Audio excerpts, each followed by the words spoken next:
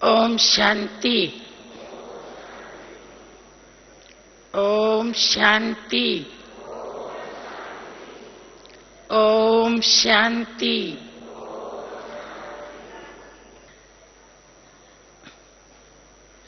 प्यारे बाबा ने हम बच्चों को लक्ष्य दिया है नारी से श्री लक्ष्मी और नर से श्री नारायण बनने का। हम सब ने भक्ति मार्ग में देवताओं के चित्र देखे भी हैं और उनकी पूजा भी की है। देवी देवताओं की महिमा में कहती हैं कि ये देवी देवता कमल नयन है, माना इनकी जो आंखें हैं वो कमल जैसी हैं, कमल हस्त हैं, इनके हाथ कमल तुल्य हैं, कमल पाद हैं, इनके पांव कमल जैसे हैं। हरेक इंद्री से पहले कमल शब्द लगाते हैं और कमल प्रतीक है न्यारा और प्यारा रहने का, बुराई से अछूता रहने का। तो ये जितने भी देवी देवता हैं इनके अनेक कारनामे दिखाते हैं, लेकिन अनेक कारनामे करते हुए भी इनकी इंद्रियां अछूती रही। और बाबा ने हमको देवी देवता बनने का लक्ष्य दिया है तो हमको भी ऐसा ही करना है। अनेकों कारनामे करते हुए, कर्तव्य करते हुए हम भी बुराइयों से अछूते रहें, अपनी इंद्रियों को किसी बुराई से छूने ना दें, इंद्रियों को भी छूने ना दें और मन को भी छूने ना दें। क्योंकि कई बार इंद्रियां तो टच नहीं करती लेकिन मन टच कर लेता है संकल्प से। और बाबा कहता है वैष्णव माना जो संकल्प से भी टच न करे। तो ऐसा मन और इंद्रियों पर हमारी कमांड हो, मास्टरी हो। दुनिया में यूनिवर्सिटीज में अनेक सब्जेक्ट पढ़ाते हैं और उनके लिए मास्टरी शब्द यूज होता है। जैसे आजकल एमबीए बच्चे बहुत पढ़ते हैं। अब एमबीए का अर्थ क्या है? Mastery in business administration. इसी तरह से कोई इंग्लिश में एमए करता है, भाई मास्टरी इन इंग्लिश। संस्कृत में करता है मास्टरी इन संस्कृत। लेकिन सवाल ये है कि भाषाओं पर मास्टरी की या बिजनेस के क्षेत्र में मास्टरी की, उससे पहले अपने मन पर और अपनी इंद्रियों पर मास्टरी की। और जिसकी अपने मन पर मास्टरी नहीं है, मन नियंत्रण में नहीं है, मन कहना नहीं मानता आत्मा का, तो वो बाह्य जगत में क्या मास्टरी करेगा, बाह्य जगत को क्या कंट्रोल करेगा। एक बार एक भाई ने शिकायत की थी कि मेरी पत्नी और मेरा बच्चा मेरा कहना नहीं मानता। तो मैंने पूछा था कि पत्नी आपके साथ कितने साल से है? उसने कहा 6 साल से और बच्चा 4 साल से। तो मैंने पूछा आपका मन आपके साथ कितने साल से है? उसने कहा ये तो जन्म से भी पहले मेरे साथ था। तो ये इतना पुराना साथी ये कहना मानता है? उसने कहा ये भी कहना नहीं मानता। तो जो पुराने वाला साथी कहना नहीं मानता, अविनाशी साथी, और 6 साल वाले और 4 साल वाले से आप कामना करते हो कि वो आपका कहना मान ले, ये कैसे होगा? पहले पुराने साथी को तो मनाओ, उसको आज्ञाकारी बनाओ, तो नए साथी भी कहना मानेंगे। संस्कृत में एक श्लोक आता है जिसका हिंदी में अर्थ है कि दुनिया में 5 छोटे छोटे जीव हैं। एक है पतंगा, जिसको मोथ कहते हैं, एक है मछली, एक है हिरन, एक है हाथी और एक है भंवरा।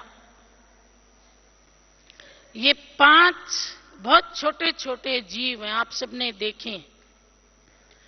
और ये पांचों जीव अपनी एक एक इंद्री की अधीनता के कारण मारे जाते हैं। और उस श्लोक में फिर मनुष्य को पूछा गया है कि हे मनुष्य, तू तो पांचों के अधीन है, तो तेरा क्या होगा? अब आप देखिए, पतंगा एक बहुत छोटा सा जीव है। जैसे ही अपन बल्ब जलाते हैं, दीपक जलाते हैं, लाइट जलाते हैं, उड़ करके आ जाता है। बाबा भी हम बच्चों को कहता है, मुझे सच्चे परवाने चाहिए। एक होते हैं फेरी पहनने वाले, एक होते हैं जल मरने वाले। तो वही परवाना, छोटा सा परवाना लाइट को देख करके खींचा आता है। अब परवाने के पास आंखें भी हैं और मन भी है।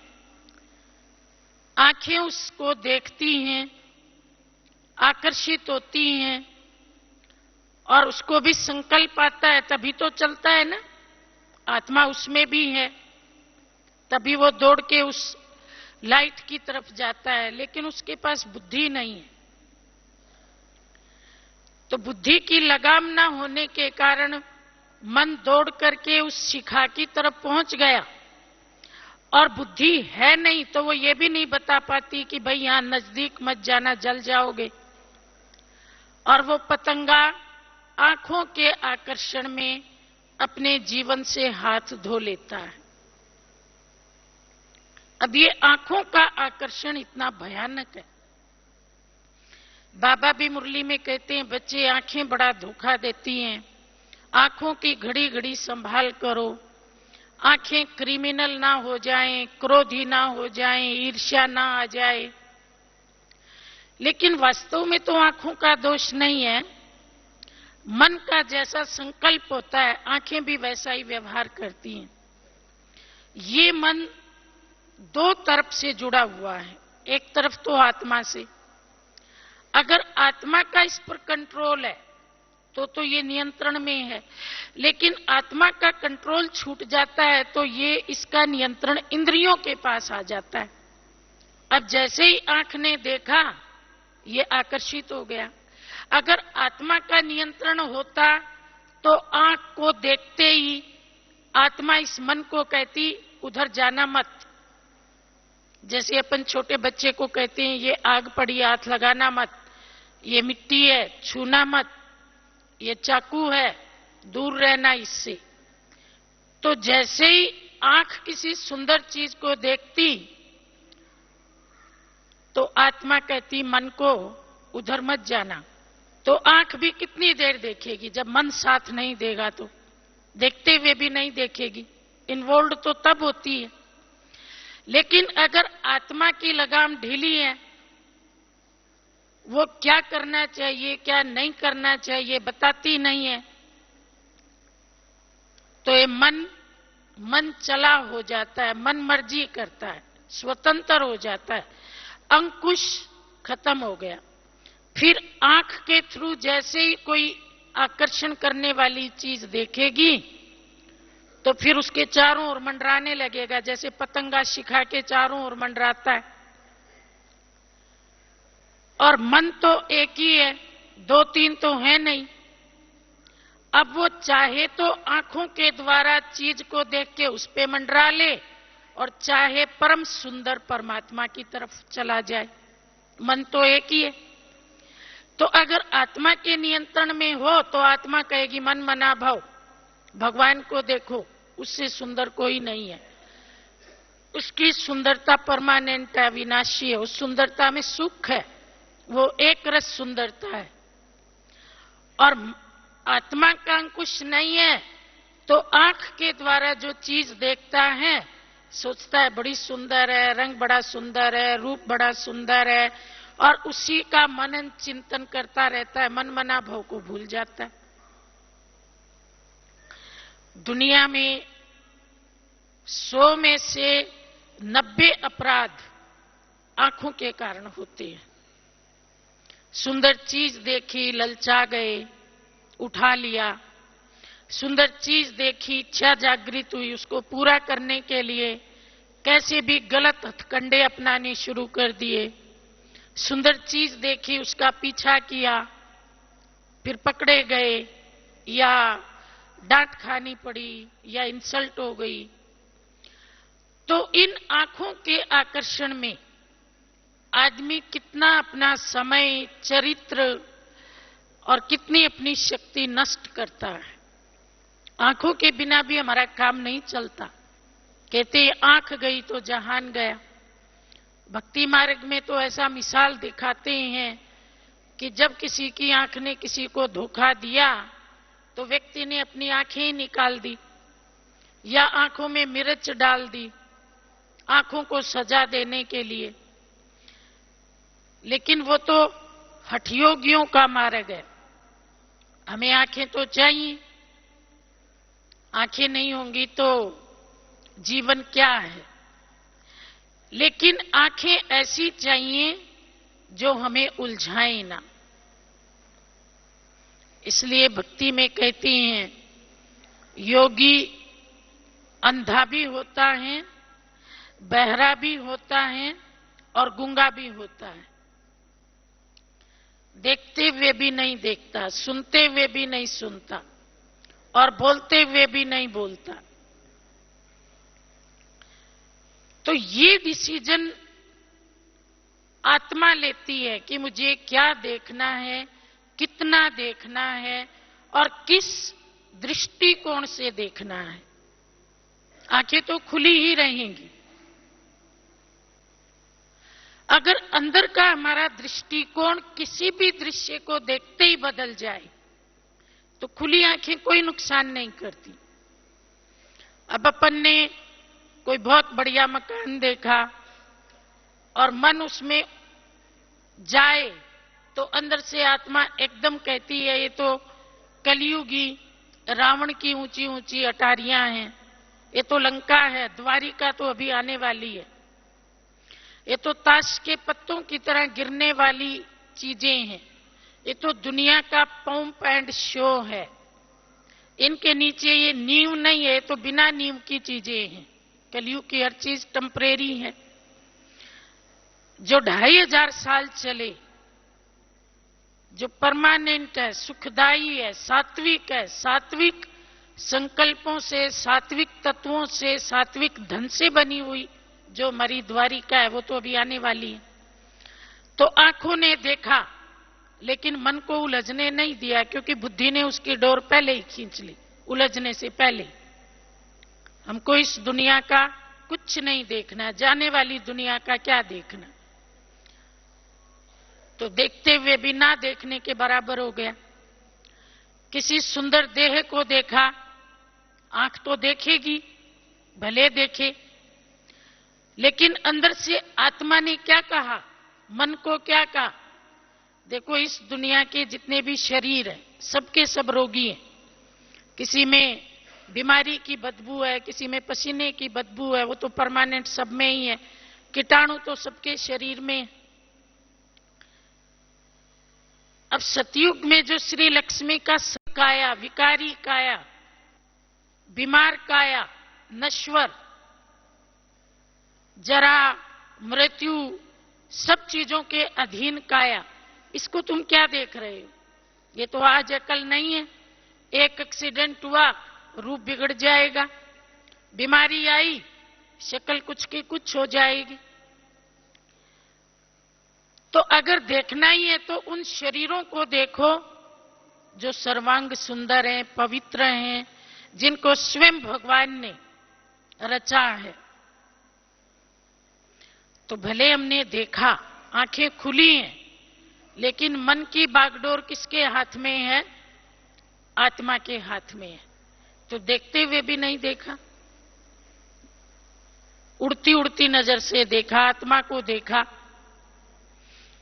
इसके अंदर जो आवरण के भीतर जो बैठी है वो आत्मा मेरा भाई है, मेरी बहन है, मुझे उससे काम है, उसको किसी भी तरीके से ज्ञान मिलना चाहिए, उसकी बुद्धि में किस तरीके से परम धाम तक ले जाऊं, बाबा से जोड़ूं, कैसे भी इस आत्मा को भी बाबा का बच्चा बना दूं। तो दो चिंतन चले, देह से ध्यान हट गया और आत्मा के कल्याण की भावना अंदर आ गई। तो देखते हुए भी पुण्य जमा हो गया। अगर अंदर का कंट्रोल ढीला है तो मन उलझेगा, कपड़े में भी उलझेगा, शक्ल में भी उलझेगा, सामान में भी उलझेगा, जो भी है, और अपनी एनर्जी वेस्ट करेगा। मिलेगा क्या? कुछ मिलता है क्या? कुछ भी नहीं मिलता। इसलिए इस संसार में रहते हुए ना आंखों को बंद करने की जरूरत है, ना मन को दबाने की जरूरत है, लेकिन उसकी जो लोकस ऑफ कंट्रोल है, उसकी जो लगाम है, उसको हर घड़ी कस के रखने की जरूरत है, चिंतन की जरूरत है। बाह्य जगत को सही दृष्टि से देखने के लिए अंदर का जो चिंतन है वो अपडेट होना चाहिए। बाबा जिस दृष्टि से हमें देखने को कहता है हम उस दृष्टि से देखें। एक तो हमारी 2500 साल वाली दृष्टि है पुरानी, तो क्या बाबा आ गया तब भी हम उस पुरानी दृष्टि को ही रखेंगे, पुराने संकल्पों को ही रखेंगे? बाबा अपडेट कर रहा है, क्या हम उसको अपडेट नहीं करेंगे? अपडेट क्या है? देह को देखते भी आत्मा को देखो। देह को देखना ये तो पुरानी रीत है, या बाह्य चीजों को देखना ये पुरानी रीत है। तो अगर पतंगे में और हमारे में अंतर है तो यही अंतर है कि हमारे पास बुद्धि की लगाम है, और अगर मनुष्य भी बुद्धि की लगाम को यूज न करे तो वो भी किसके बराबर हो गया? पतंगे के बराबर हो गया। और उसका भी हाल क्या होगा जो पतंगे का हाल हुआ? अब देखो जितने भी क्राइम होते हैं वो क्यों होते हैं? थोड़े दिन पहले मैं एक जेल में गई तो वहां एक नौजवान था। मैंने उसको पूछा, भाई तुम तो पढ़े लिखे लगते हो, जेल में कैसे आ गई? उसने कहा, बहन जी एक बहुत बड़ा धोखा खाया मैंने।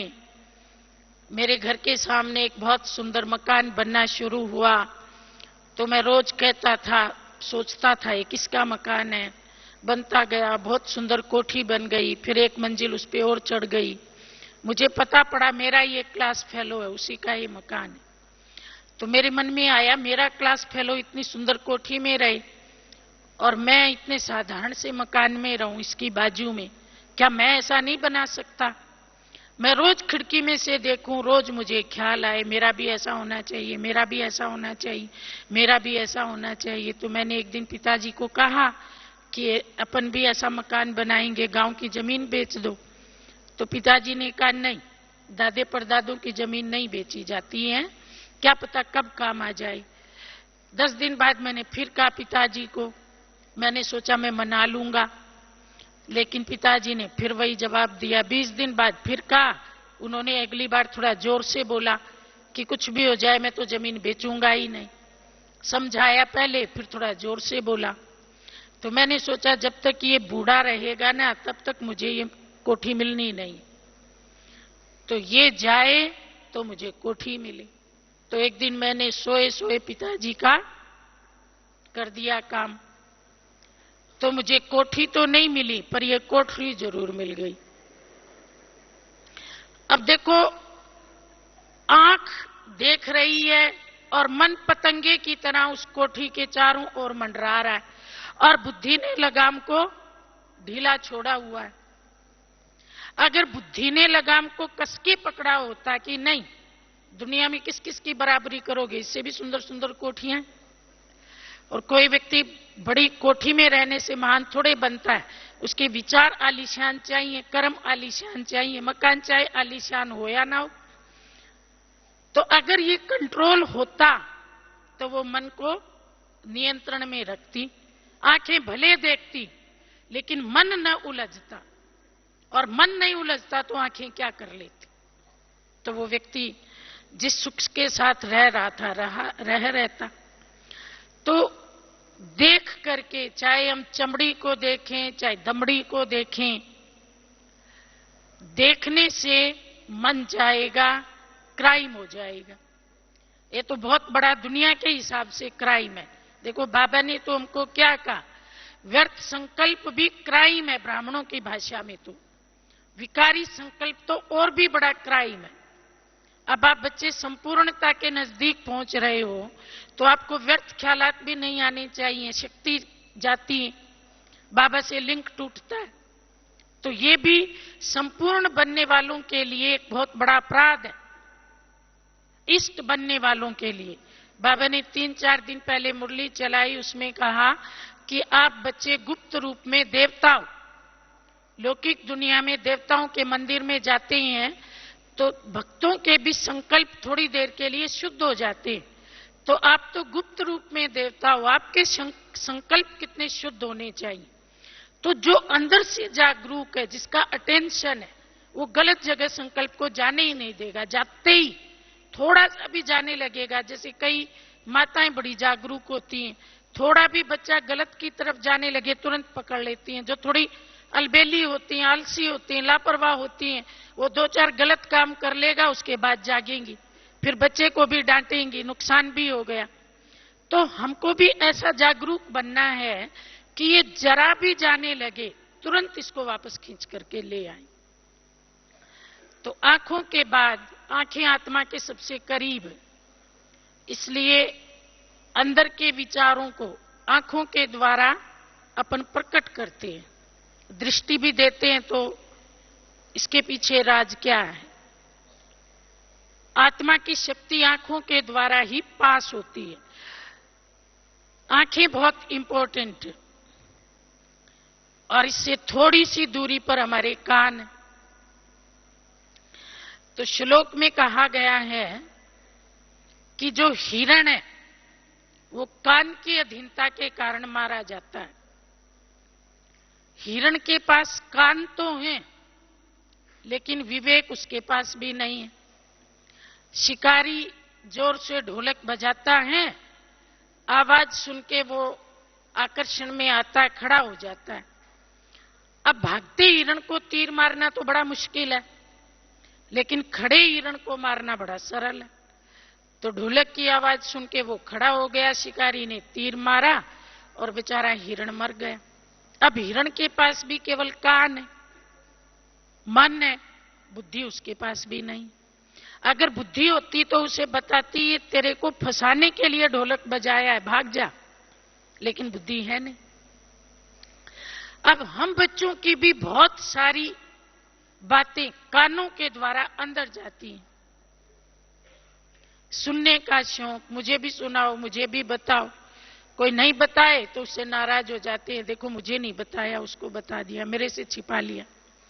अब काम की है कि नहीं काम की है उससे हमें कोई लेना देना नहीं, लेकिन हमको भी बताओ, उसको बताया तो। इसलिए कोई गलत काम करता है तो उसको कहते कान पकड़ो, आज के बाद नहीं करूंगा। कभी ये नहीं कहते कि आंख पकड़ो कि नाक पकड़ो, कान पकड़वाते हैं। बच्चों को भी स्कूल में कान पकड़वाते हैं, क्योंकि बहुत सारी गलतियां कानों से सुनने के कारण होती हैं।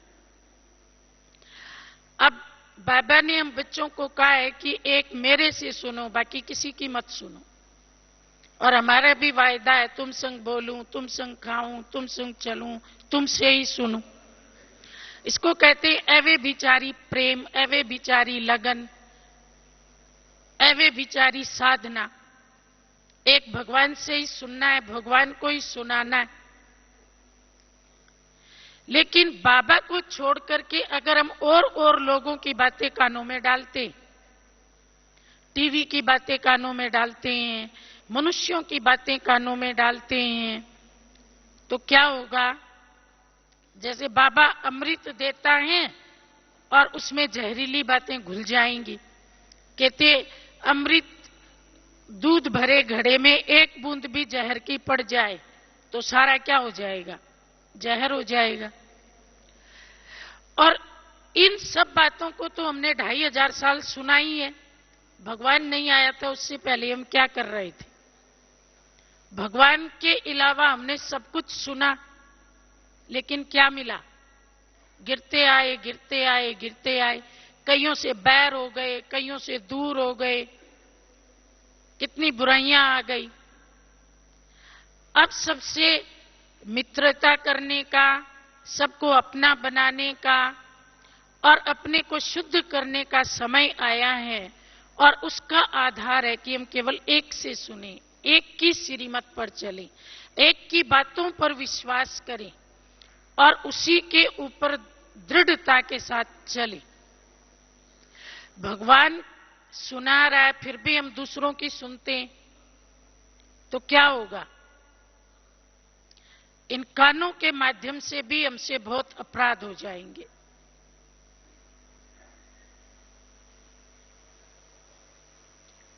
इसलिए हमारी बाबा मुरली में कहता है, कई बार 1-2 दिन पहले भी आया कि जो खराब बातें उनको एक कान से सुन के दूसरे कान से निकाल दो। लेकिन बड़ी दादी बहुत अच्छी बात कहा करती थी। बड़ी दादी कहती थी, एक कान से सुन के दूसरे कान तक बात जाएगी तो बीच में कहीं ना कहीं अटकने का रहता है। इसलिए उसी से सुनो और उसी से निकालो, दूसरे तक लेके मत जाओ। माना तुरंत निकालो। विचार किया, बात के ऊपर विचार किया माना थोड़ा अंदर ले गए। विचार करना ही नहीं, गलत है तो सुना और निकाल दिया। विचार करने की क्या आवश्यकता है? तो अगर हम भी कान के अधीन हैं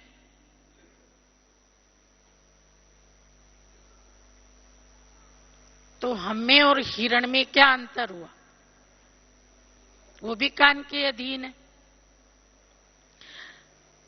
इसलिए इन कानों के द्वारा कहते हैं भाई, कान में जो आए और वो अपनी मर्जी से जो भी डाल जाए तो कान को क्या कहेंगे? क्या बन गया? ये कोई डस्टबिन थोड़े है कि जो आए और जो मर्जी डाल दे। ये तो देखो कितनी सुंदर सुंदर हमको एक विधि दी है। मुरली इसी कान से सुनते हैं, उसी हाथ में अपन प्रसाद लें और उसी हाथ में खराब चीज लें। उसी कान से हम भगवान का प्रसाद अंदर ले जाएं, उसी कान से हम निंदा, चुगली, परचिंतन, तेरा मेरा, इधर का उधर का कुछ कुछ अंदर ले जाएं। तो ये अंतिम जन्म है, हमें ज्ञान सुन के कानों को भी पवित्र बनाना है। जैसे प्रकृति के तत्व पवित्र बनते हैं ना, और यहाँ मधुबन में हम आए हैं तो इसीलिए आए हैं कि भाई बाबा की मुरली सुनेंगे, ज्ञान सुनेंगे। इसलिए यहाँ तो मुख का भी मौन तो कानों का भी मौन। मुख को तो चलो दरवाजा है, बंद कर लो, लेकिन कानों को क्या करेंगे? वो तो बिना दरवाजे के है ना, अपने आप भी आवाज अंदर चली जाती है।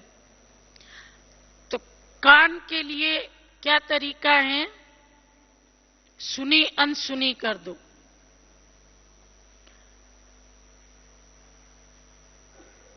और तीसरा जीव है भंवरा, वो खुशबू के अधीन है। एक फूल में खुशबू आती है और भंवरा उसका मकरंद चूसने के लिए उसमें प्रवेश करता है। खुशबू आती रहती है, उसको पता ही नहीं पड़ता कितनी देर हो गई, और सांझ होती है तो वो फूल बंद हो जाता है। भंवरा उसके अंदर ही पैक हो जाता है, ऑक्सीजन उसकी बंद हो जाती है और बेचारा अंदर ही दम तोड़ देता है। आज की दुनिया में भी लोगों ने ऐसी खुशबू बनाई है। कई बार आप समाचार सुनते ही हैं, जैसे बच्चों को किडनैप करना होता है तो ऐसी खुशबू वो लोग छिड़क लेते हैं कि बच्चा उस खुशबू का अनुसरण करने लगता है। वो इतनी आकर्षक खुशबू होती है कि व्यक्ति ऑटोमेटिक उसके पीछे चल पड़ता है, उसको पता नहीं पड़ता मैं कहां जा रहा हूं, और उसको फिर ऐसी जगह ले जाते हैं जहां से उसको उठाना सरल हो जाता है। तो देखो, मनुष्य की नाक की कमजोरी का अपराधी लोग फायदा उठाते हैं। और ये जितनी भी खुशबू की चीजें बनती हैं, ऐसे तो फूलों में बहुत खुशबू है, वो तो नेचुरल है, लेकिन और खुशबू की जो चीजें बनती हैं उनको फिर प्रिजर्व करने के लिए बहुत सारे केमिकल उनमें डाले जाते हैं, ऐसे तो वो रहेंगी नहीं। और वो केमिकल या उनमें जो भी और चीजें डाली जाती हैं, तो आप इनकी बनाने की अगर विधि कहीं किसी से जानेंगे तो आपको मालूम पड़ेगा कि बहुत सारे जानवरों को सता सता करके ये खुशबू की चीजें बनाई जाती हैं। तो कोई तड़फे, कोई आह भरे और हमें खुशबू आए, ये तो बहुत ही हिंसक कर्म हो गया, ये तो बहुत ही निकृष्ट कर्म हो गया। ऐसी खुशबू किस काम की जो किसी की आहें निकल करके बनाई जाए।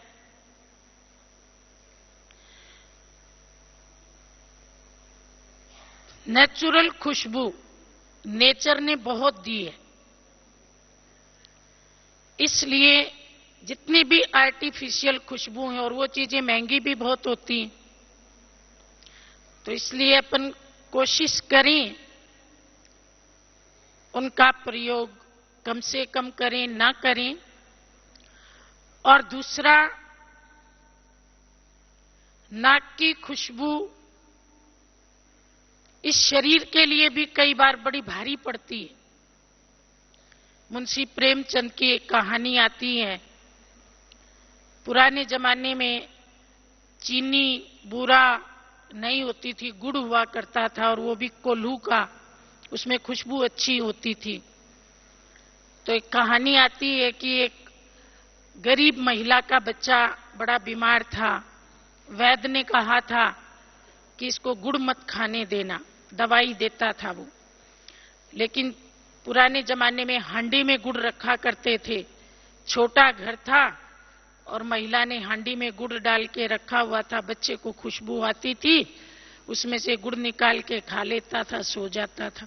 माता को लगता था कि वैद्य की दवाई लग नहीं रही है, फिर दवाई की ओर पुड़िया लेके आती थी, फिर खिलाती थी। बच्चा पुड़िया भी खा लेता था और मां बाहर जाती थी, पीछे से गुड़ भी खा लेता था। 2-3 दिन ऐसे किया, चौथे दिन तो राम नाम सत्य हो गया। क्यों? क्योंकि खुशबू आती थी उसको। तो देखो, खुशबू ने उस बच्चे को क्या किया, बेचारे को जीवन से ही मुक्त कर दिया। कई बार हम भी ऐसा कर लेते हैं, डॉक्टर परहेज बताता है, लेकिन खाने की चीज की खुशबू आ जाती है, पकोड़े की खुशबू आ जाती है, और किसी चीज की खुशबू आ जाती है। फिर कोई ऐसे शुभ चिंतक मिलते हैं, कहते हैं थोड़ा सा खा लो, क्या फर्क पड़ता है। पहले वो थोड़ा सा है, फिर थोड़ा सा बन जाता है। तो बाबा बच्चों को कहता है, नियम और संयम, जो शरीर के लिए नुकसानकारक चीज है वो थोड़ी भी बड़ी भारी पड़ती है। और ये नाक व्यक्ति की इज्जत का प्रतीक है। कहते हैं नाक ऊंची रहनी चाहिए। नाक कट गई, देखो मुहावरे भी कैसे कैसे बने हुए हैं। तो हम ब्राह्मणों के कुल की इज्जत बनी रहे, हमारी नाक हमेशा ऊंची रहे, हमारे बाबा की हम इज्जत बना के रखें, इस ब्राह्मण कुल का नाम ऊंचा रखें। और इसलिए रामायण में दिखाते हैं कि सुरपंखा की लक्ष्मण ने नाक काटी। अब काटने को तो और भी बहुत कुछ हो सकता है, बाल भी काटे जा सकते हैं, उंगलियां भी, लेकिन नाक ही क्यों काटी? क्योंकि नाक इज्जत का प्रतीक है, और नाक कट गई माना इज्जत मिट्टी में मिल गई। तो बाबा हम बच्चों को ये भी सावधानी देते हैं, हमारा कोई कर्म, कोई बोल, कोई व्यवहार, कोई दृष्टि, कोई खान पान, कोई पहनावा, चाल चलन ऐसा ना हो जो कोई उंगली उठाए कि देखो ये है तो ओम शांति वाला, ये है तो ब्रह्मा कुमार कुमारी, लेकिन देखो ये क्या कर रहा है। तो ये उंगली उठना भी क्या है? दुनिया वाले चाहे लाख बुरे कर्म करें, उनकी तरफ कोई उंगली नहीं उठाता कि उनको पता है ये तो है ही ऐसे। लेकिन हमारे कर्मों को लोग बहुत ध्यान से देखते, बस में, सफर में, ट्रेन में, और झट बोलेंगे अरे भाई हमने तो सुना था तुम लोग ऐसा नहीं करते, ये तुम ऐसा भी करते हो क्या? तो ऐसे लगता है जैसे वो अपने सारे काम छोड़ के हमारा ही सुपरविजन करते हैं, और सचमुच ऐसा करते ही हैं। तो हम बाबा के बच्चों की नाक हमेशा ऊंची रहे, झुकने ना पाए। हमारी नाक हमारे सारे कुल की नाक है। एक की नाक माना सारे ब्राह्मण परिवार की। हम एक नहीं है, हम सारा परिवार एक में है। और इसके बाद है मुख। मुख दो काम करता है, खाता भी है, बोलता भी है।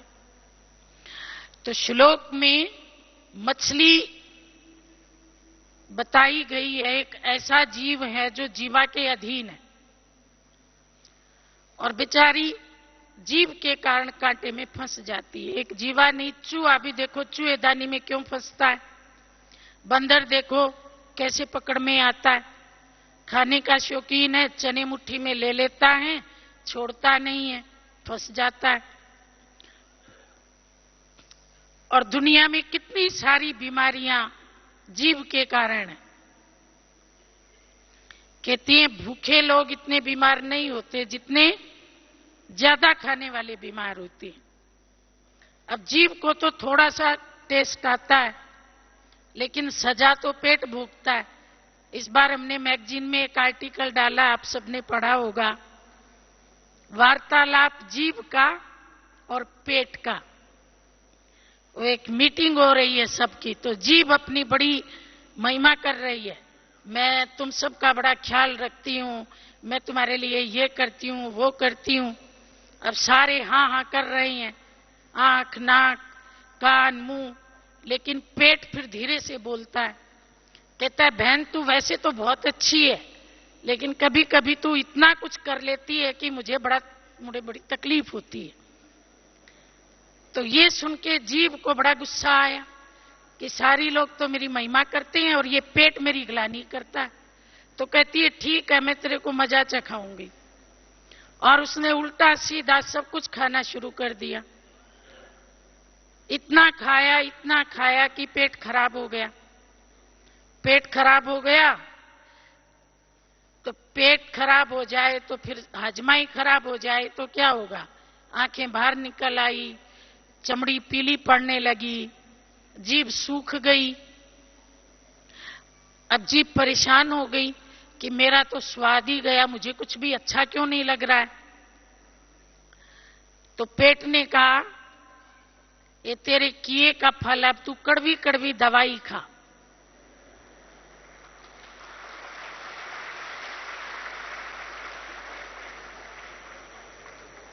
तो बेचारी जीभ को कड़वी कड़वी दवाई गटकनी पड़ी, स्वाद को छोड़ना पड़ा, तब जाके पेट को आराम आया। और पेट को आराम आया तो जीभ में थोड़ी रौनक आई।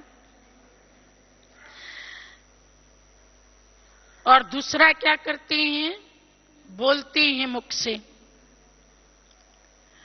तो बाबा ने हम बच्चों को सिखाया, कम बोलो, धीरे बोलो, मीठा बोलो और सोच के बोलो। आजकल तो एक लेटेस्ट बात आई है कि सोच के बोलो नहीं, लेकिन सोच करके सोचो, यानी कि सोचने से पहले भी सोचो। तो बोलने से पहले तो कितना सोचो। पुरानी कहावत थी, पहले तोलो फिर बोलो। वाणी के द्वारा बहुत नुकसान होते हैं।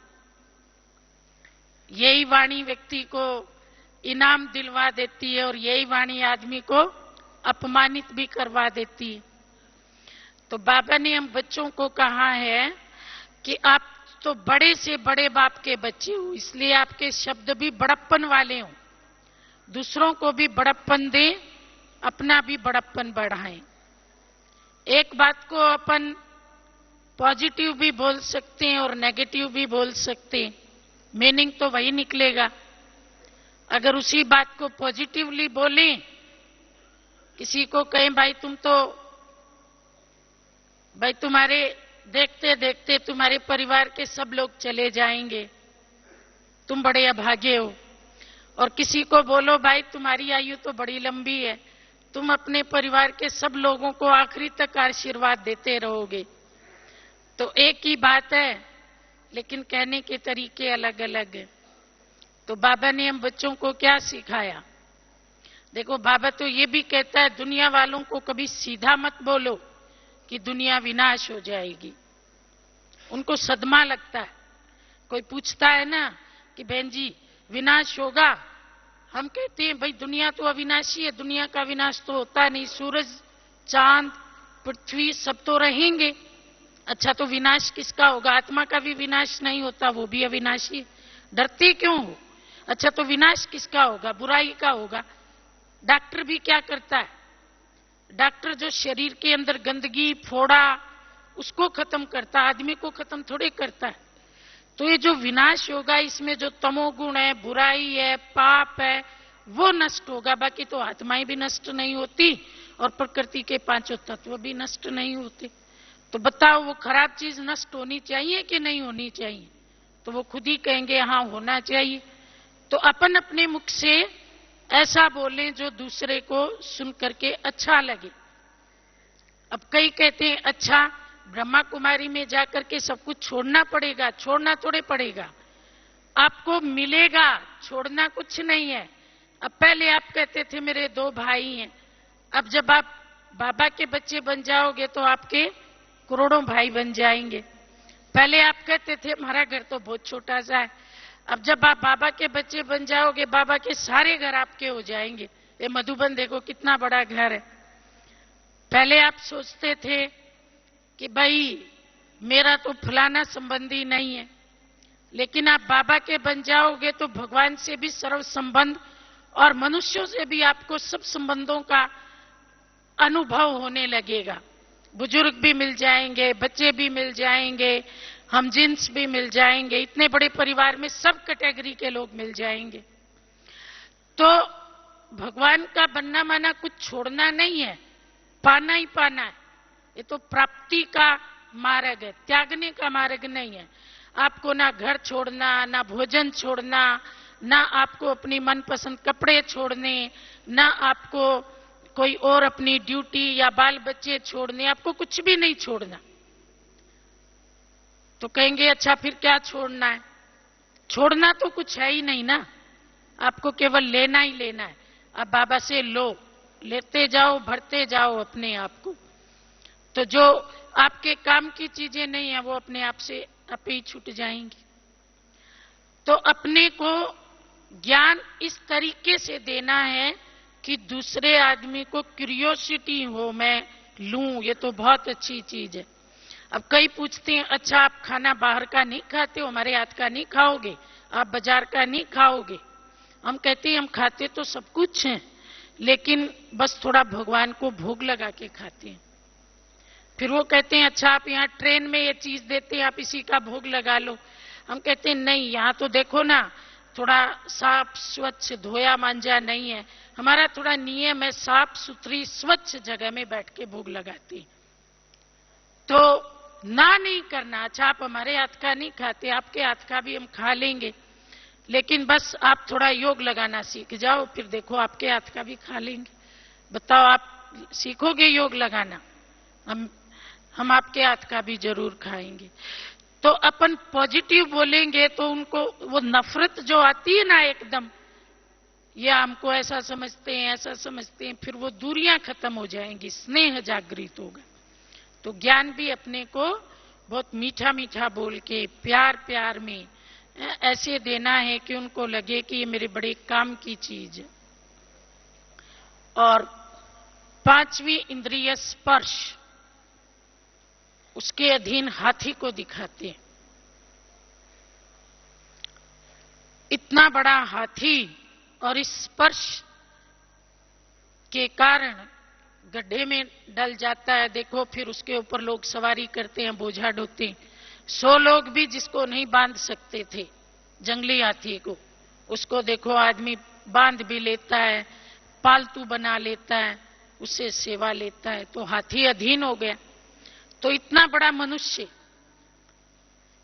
और कई बार इस स्पर्श के कारण अधीन हो जाता है। आजकल देखो कितनी चीजें हैं जो सॉफ्ट बनाई जाती हैं, इसलिए कि हमारे हाथों को सॉफ्ट लगे।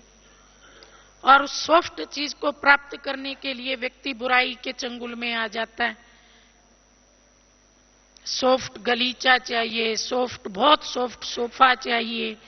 अब साधारण सोफे से भी काम चल सकता है, लेकिन वो इतना सॉफ्ट चाहिए कि ऊपर से बैठो तो पूरा जमीन में ही चला जाए आदमी।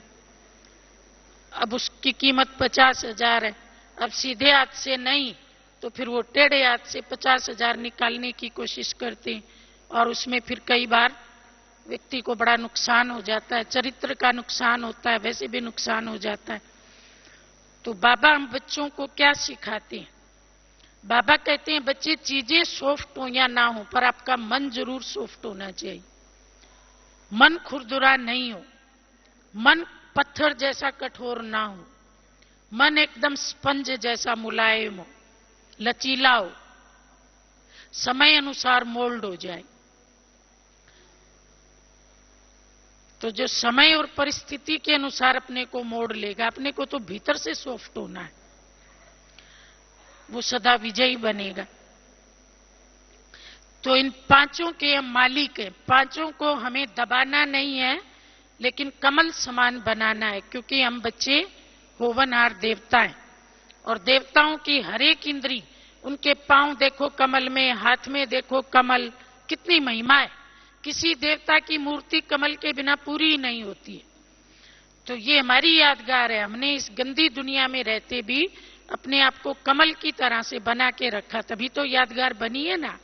और हम अपना वही पार्ट फिर से रिपीट कर रहे हैं, और कमल तुल्य प्रैक्टिस करते करते फाइनल हम सारी दुनिया को ही कमल जैसा पवित्र बना देंगे। ओम शांति।